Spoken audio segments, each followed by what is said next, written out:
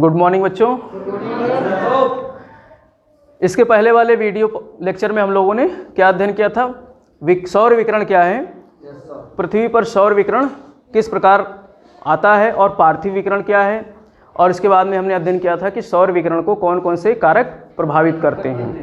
सौर विकिरण को यानी पृथ्वी पर हमारे सूर्य के ताप और या सूर्य की किरणें पूरी पृथ्वी पर बराबर नहीं प्राप्त होती हैं, उसमें भिन्नता पाई जाती है। तो उसके पीछे जो कारण थे हमने उन कारणों की यहाँ पर इसके पहले चर्चा कर ली।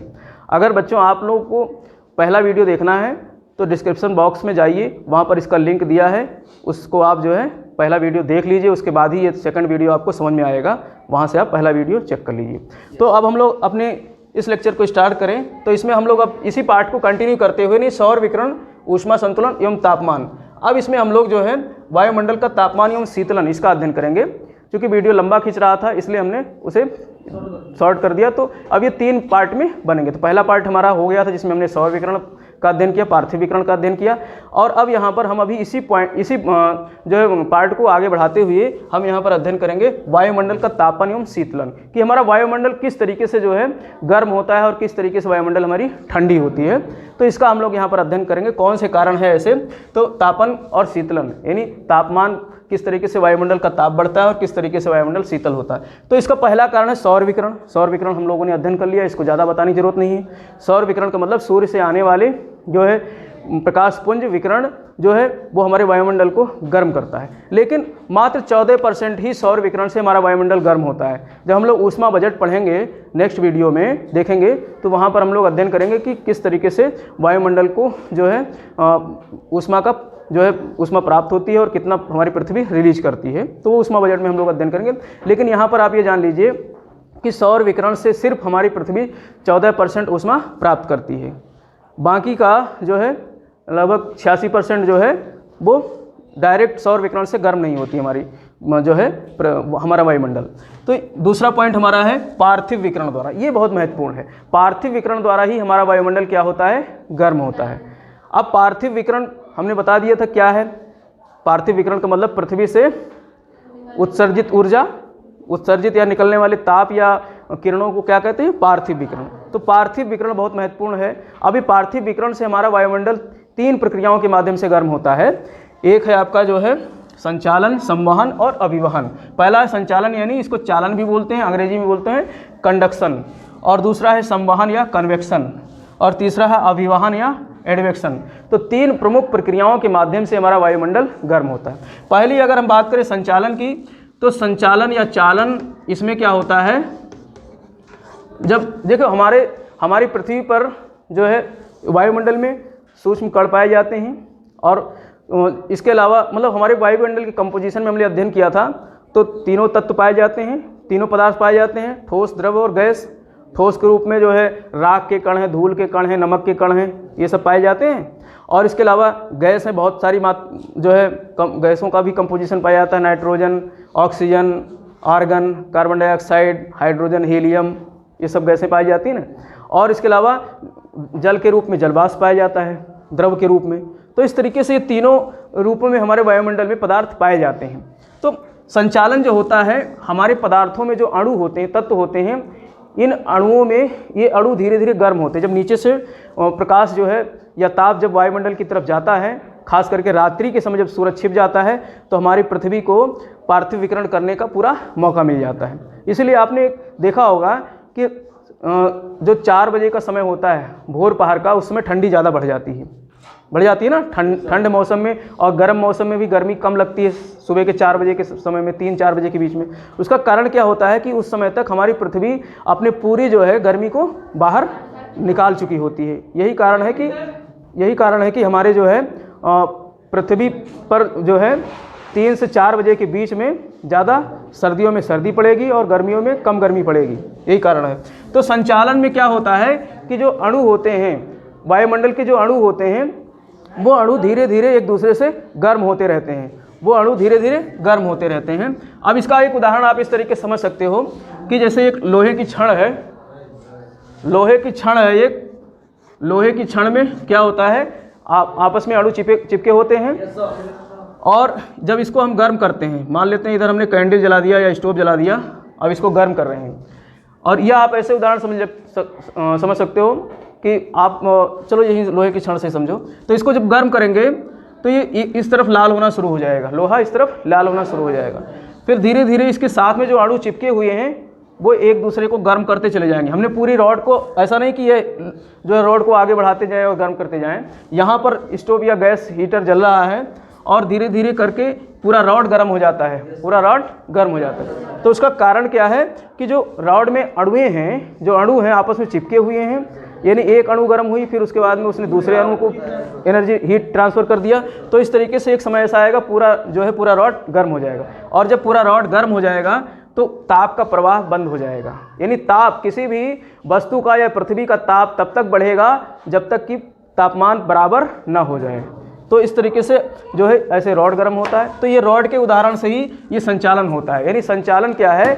अणुओं के माध्यम से ताप का प्रवाह, अणुओं के किसी पदार्थ के या पृथ्वी के पदार्थ के अणुओं का ताप जो है प्रवाह के माध्यम से संचालन होता है, उस गर्म होता है। तो ये संचालन हो गया।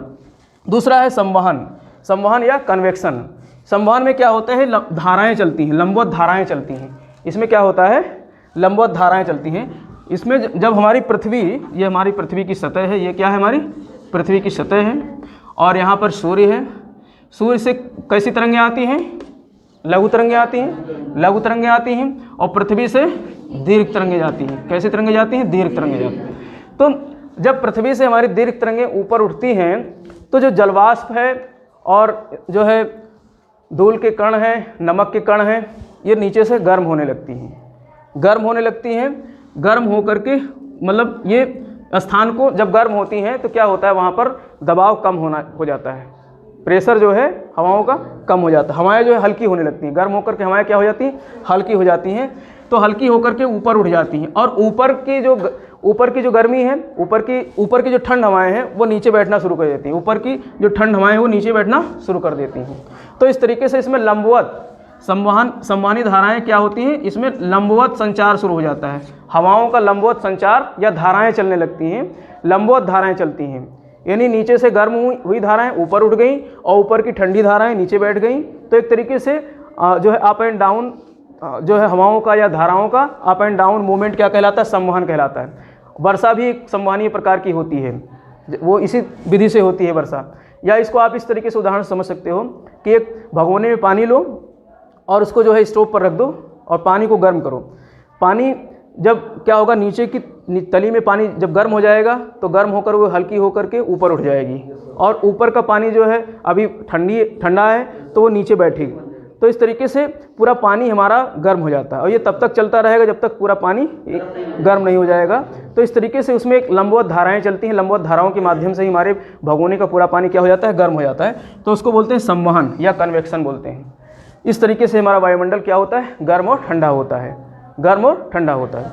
और तीसरा कारण क्या है? अभिवहन, अभिवहन या एडवेक्शन, इंग्लिश में कहते हैं इसको एडवेक्शन। तो अभिवहन में क्या होता है? उसमें हमने देखा लंबवत संचलन चल रहा था धाराओं का, और एडवेक्शन में क्षैतिज संचलन होता है, क्षैतिज संचलन। इस तरीके से धाराएं चलती हैं, यानी क्षैतिज अवस्था में पृथ्वी के समानांतर धाराएं चलती हैं, पृथ्वी के समानांतर धाराएं चलती हैं।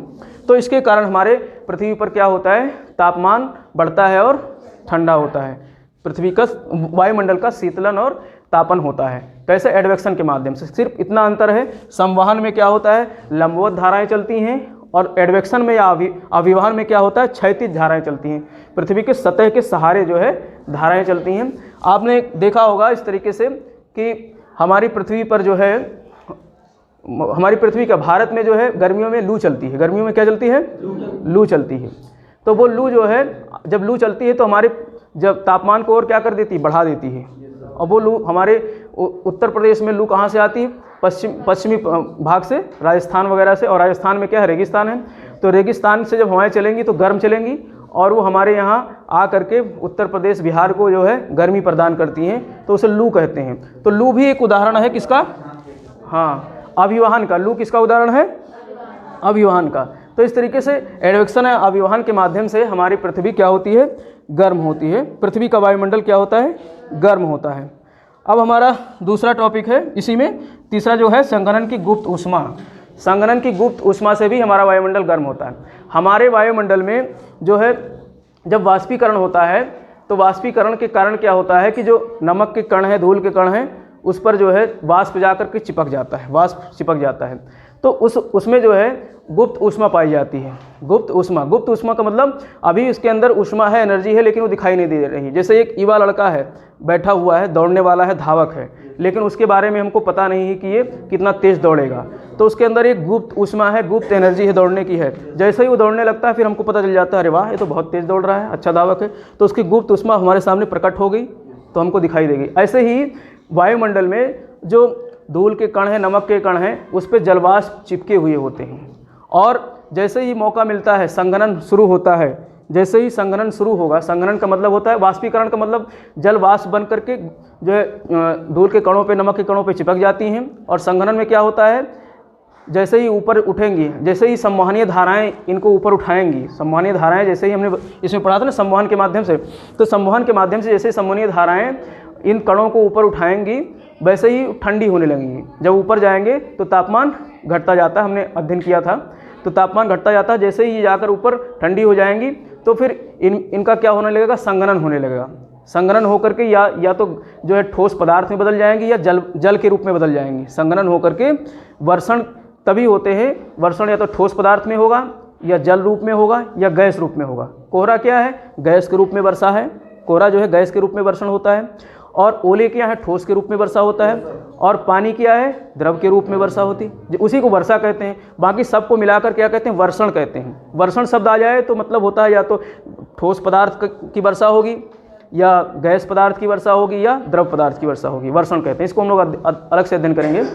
तो इस तरीके से जो है ये संघनन हो करके या तो वो ठोस पदार्थ में बदल जाएंगी या फिर जल के रूप में बदल जाएंगी। तो जब ये उनका रूपांतरण हो जाएगा तो वहाँ पर जो गर्मी होगी उसकी वो रिलीज होगी गुप्त ऊष्मा। तो उसके माध्यम से भी हमारा वायुमंडल क्या होता है, गर्म होता है।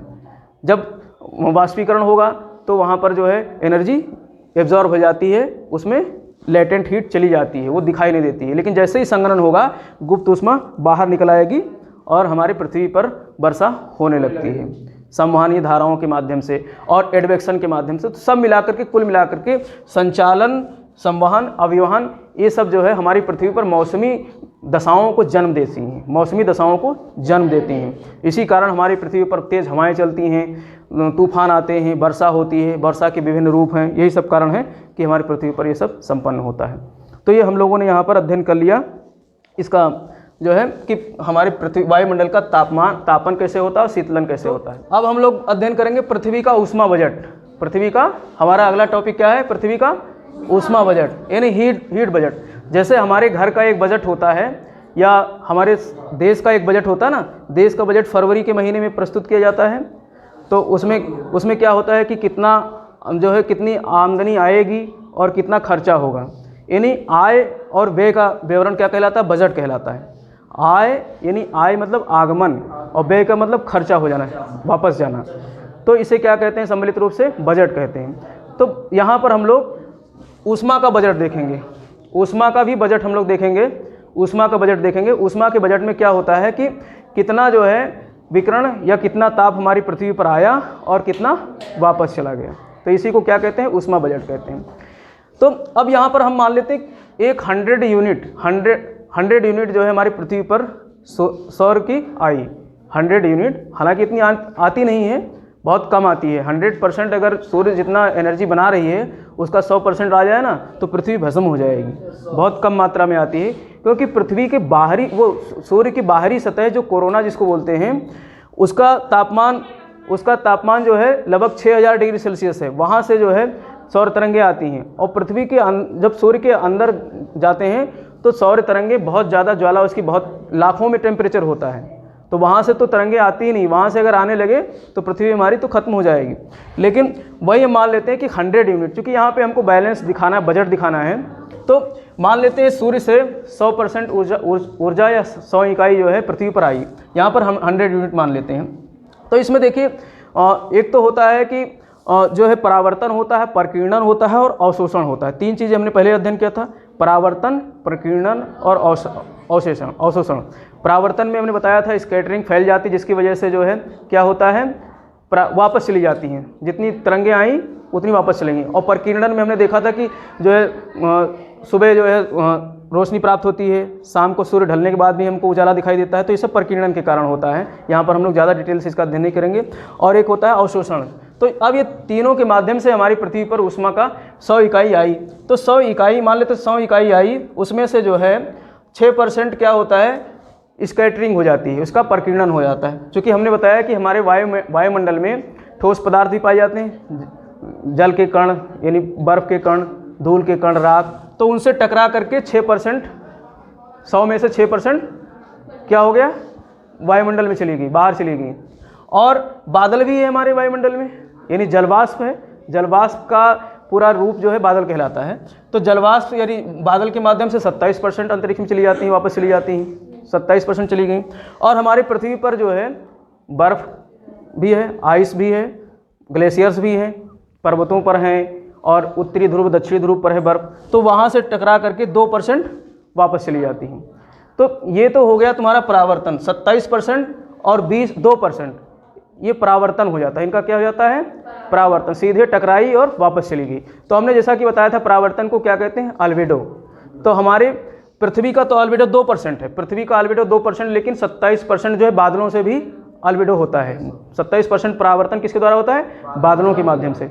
बादल पे टकराई, बादल की सतह जो है चमकदार होती है, और चमकदार सतह से प्रकाश जब टकराएगा तो वापस कर दिया जाता है। बर्फ़ की सतह भी चमकदार होती है, और बर्फ़ की चिकनी सतह से जब प्रकाश टकराती है तो वापस चली जाती है, उसको क्या कहते हैं, एल्बेडो कहते हैं।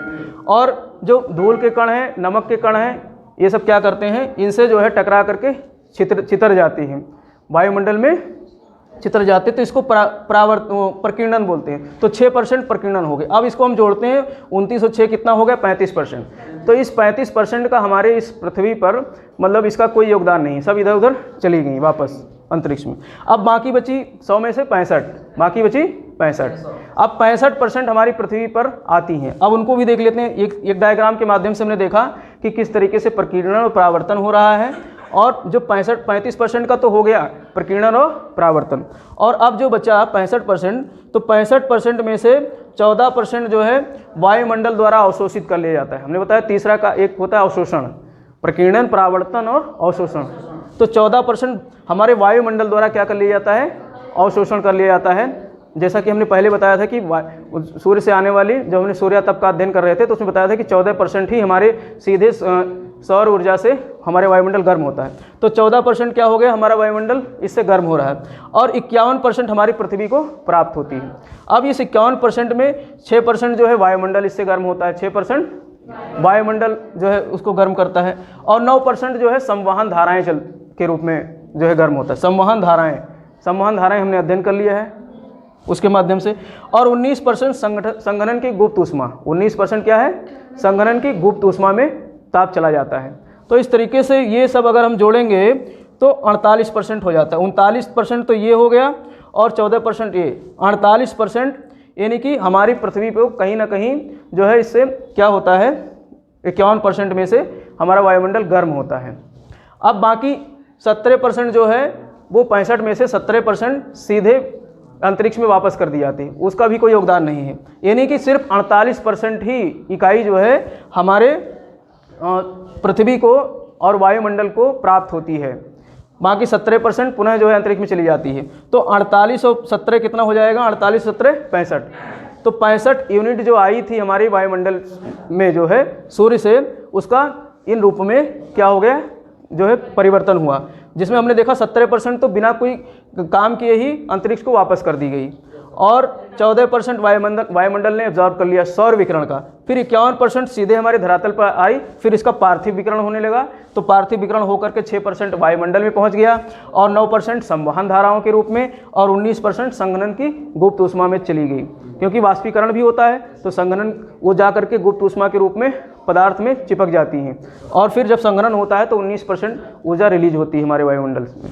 तो इस तरीके से 51% का ये हो गया, और 17% अंतरिक्ष में चला गया। तो 48 और 17 कितना हो गया, 65।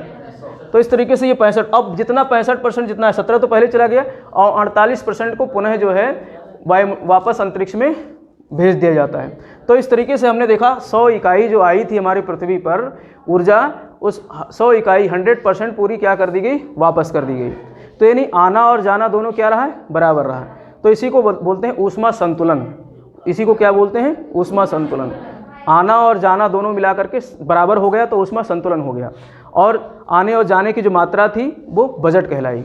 तो ऊष्मा बजट और ऊष्मा संतुलन दोनों एक ही चीज़ है। प्रश्न लिखने के लिए आएगा कि ऊष्मा बजट से आप क्या समझते हो, तो जो मैंने प्रक्रिया बताई चित्र बना करके आप समझा सकते हो। और ऊष्मा संतुलन उसे भी यही लिखना है पूरी प्रक्रिया। यानी 100, आप इसको मोटा मोटी आप समझ सकते हो कि जो 100 यूनिट चली, 100 यूनिट चली, उसमें से 2% तो सीधे आकर के आइस सतह से, बर्फ़ की सतह से टकरा करके उसका एल्बिडो हो गया, वापस अंतरिक्ष में चली गई चिकनी सतह से। और 27% बादलों से एल्बिडो हो गया। 27% कहाँ से, बादलों से हो गया। और 6% जो है स्कैटरिंग हो गई, प्रकीर्णन हो गया। वायुमंडल में जो धूल के कण हैं, नमक के कण हैं, उनसे टकरा करके उनका प्रकीर्णन हो गया। तो इस तरीके से 35% सीधे चली गई, 65% बचा। अब उसका हमारी पृथ्वी पर जो है किस तरीके से आती हैं वो हमने देख लिया कि उसमें 14% वायुमंडल में जो है एब्जॉर्ब हो जाती हैं, और इसके अलावा 17% अंतरिक्ष को चली जाती हैं। और 51% जो बचती है वो हमारी पृथ्वी पर आती है, जिसमें 6% जो है वायुमंडल में भौमिक विकिरण के माध्यम से वायुमंडल को गर्म करती है, और 9% संवहन धाराओं के रूप में, और 19% संघनन की गुप्त ऊष्मा। तो इस तरीके से 48% जो है ये क्या है, हमारे वायुमंडल को पृथ्वी पार्थिव विकिरण से गर्म करती है, और 14% जो है वायुमंडल। तो ये 48 से 14 हो गया कितना, जो है ये हो गया तुम्हारा लगभग, और 17 और जोड़ देंगे तो 65 हो गया। 17% जो अंतरिक्ष में चला गया। तो इस तरीके से ये सब मिला करके 65% पुनः वापस अंतरिक्ष में चली जाती। तो हमारी पृथ्वी पर बैलेंस बना रहा। अगर ये बैलेंस नहीं होता, संतुलन नहीं होता, तो पृथ्वी हमारी आग का गोला बन जाती। अगर जितना उसमें आ रही पृथ्वी एब्जॉर्ब करके रखे तो गर्म होती चली जाएगी, ठंडी नहीं होगी। इसीलिए जो है ऊष्मा का संतुलन बना रहना जरूरी है। लेकिन एक प्रश्न उठता है कि हमारी पृथ्वी पर सब जगह ऊष्मा का संतुलन बराबर नहीं है, सब जगह अलग अलग है। क्योंकि हमारी पृथ्वी पर जो है हमने पिछले उसमें देखा था कि किस तरीके से सूर्य की किरणें जो है तिरछी पड़ती हैं, दिन की अवधि लंबी होती है। तो ये सब कारण मिला करके ये सब जो हमने बताया है ये सब आदर्श रूप है। ये रूप पृथ्वी पर नहीं दिखाई देता है, बल्कि इसमें कहीं ना कहीं एनोमलीज, भिन्नता दिखाई देती है। ठीक है, तो इस तरीके से ही ऊष्मा का बजट हो गया।